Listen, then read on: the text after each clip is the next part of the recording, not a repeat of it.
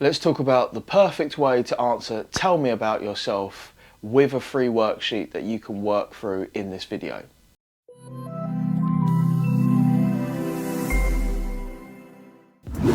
What's up guys, it's Mike from Job Ready English here with another video to help you get hired. Today we're going to be talking about how to answer that pesky question, tell me about yourself.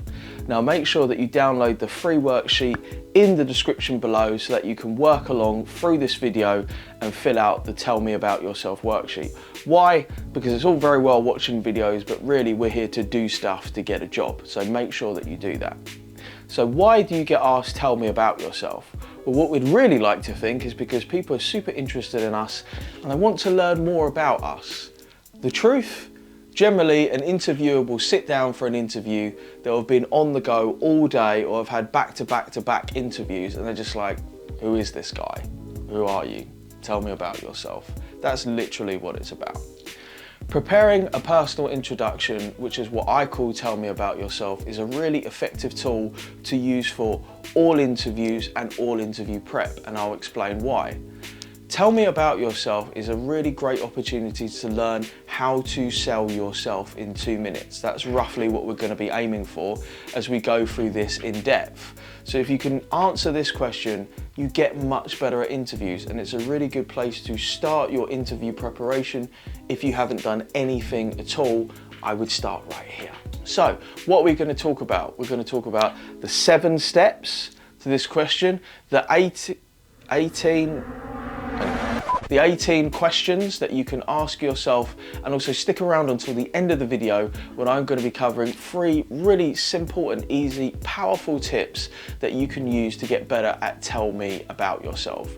Now make sure that you've downloaded the worksheet down below, because then you can just do this all along with me at the same time. So you're not watching a video and then basically doing nothing. You could watch the video and learn how to do it all at the same time and re-watch the parts that you don't learn. I found that to be really helpful, because I'll get to the end and I think I actually did something. So what are the 7 parts of a great tell me about yourself? Response. What are you doing right now? What have you done in the past 3 to 5 years? Works for a graduate and a professional. What would you want to do in the future?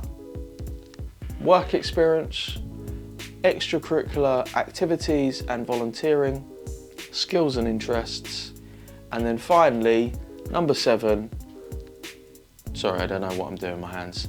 Number 7, you want to end with a hook or something to create a conversation. This is really good for face-to-face and final interviews. And this comes from thinking about, I want to create a conversation, not just have an interview with that person. So let's go through each of these parts, and there are 18 questions, so they're questions for different parts, and you can see all of the questions on the worksheet below to help you to answer this question. So step number 1, what are you doing now? Simple. What's your name? What are you studying and doing, and where are you?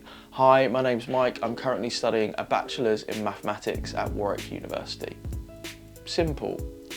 Introduction, no problem. Step 2, what have you been doing in the last 3 years? So what were you doing before now? Did you do another degree? Were you at secondary school? Have you been in the same job? Have you been in a different job?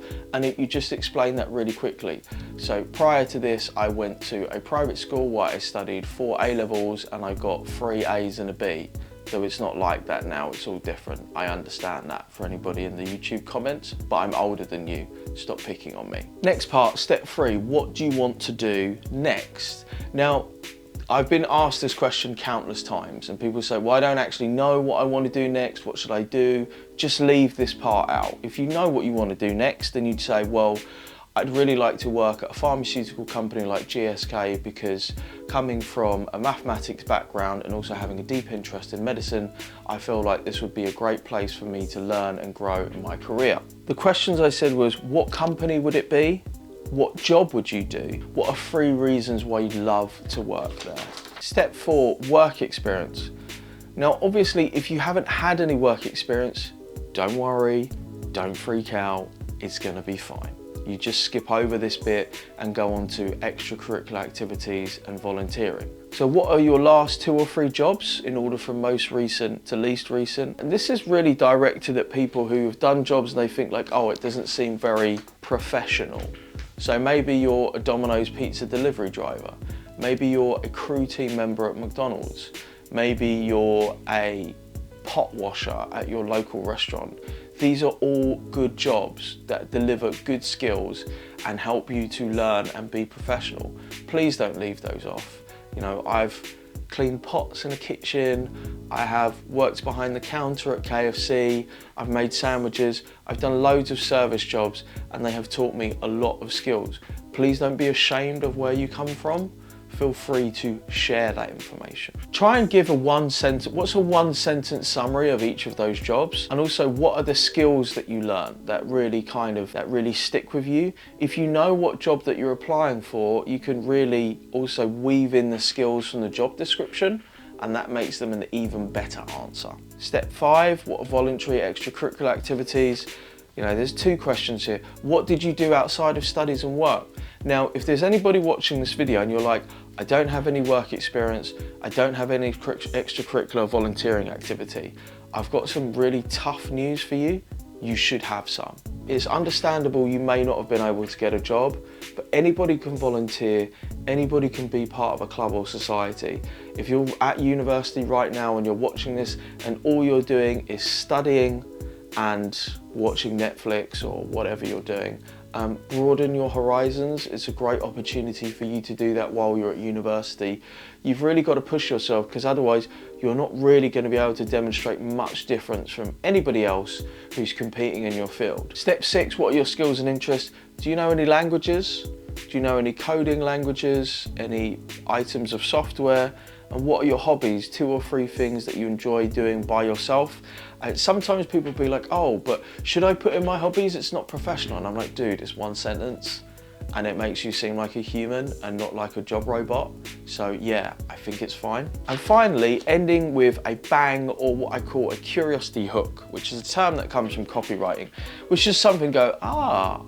So sometimes when I'm having a conversation with people, I'll talk about being a martial arts instructor, or that I like to collect coins, or that I geek out about 1930s black and white ads. And when I talk about this, people go, huh, tell me more. Like, what's all that about? Generally, it's something that people don't really understand, but it helps to create a conversation. So you can think about a couple of these, but everybody has like weird stuff that they like. And I'm talking about weird in a nice way. I'm not judging you. I'm just saying, you know, most people wouldn't know about you, or just something that just sort of reveals yourself. So finally, I wanted to end up with just 3 simple tips for getting better. Number 1, don't let perfect be the enemy of good. A lot of times people will obsess about their scripts. They'll be like, oh my God, I'm still working on my script. It's been 7 days, like they're Martin Scorsese. Don't worry about it. Just get the first draft done. I would say, you know, put a time limit on it. We're aiming for, and it talks about it down in the handout, we're aiming for about 200 words. You could get this done in an hour. You could probably get it done in 15 minutes, to be honest. Get it done and edit it. Don't worry about the perfect answer. Tip number 2, which is an obvious one, but one that most people miss, is just about practice. So very often people say like, oh, how can I get better at this? Or how can I improve this guy? And I'm like, well, how many times have you done it? So like a personal introduction, someone would say, well, how can I get better? I'd be like, well, how many times have you spoken it out loud? And they're like, oh, like twice. I'm like, well, do it more. Do it like 20 times or 30 times. Then you'll be a lot better, right? That's kind of simple. And if you really want to kind of level up quickly when you're repeating, do something like this. Record yourself. You can just record yourself on your phone, watch yourself back. Yes, I know that it's cringeworthy, but it's a really quick way for you to get better. And finally, tip number 3, aim to go scriptless. This is not about learning a script. This is not about memorization. This isn't school. So as quickly as you can, take your script, put it onto bullet cards, and then try to just answer the question. Don't worry if you miss stuff out, that's fine. You're always going to miss stuff out. When you recall from memory and from practice, it's always going to be, you know, I missed out, I wish I'd said that, and whatever. But you're going to get the confidence to answer that on the spot. That's really what we're training for. Remember, we're not training to memorize, we're training to compete. you know, in a stressful situation. Guys, I hope that you enjoyed this video as much as I enjoyed making it. Let me know how we did. Was this helpful for you? Have you got an interview coming up? How could we make our videos better? How was the worksheet? Drop us a comment down below. Wherever you are, whatever you're doing, I wish you the best of luck. See you later.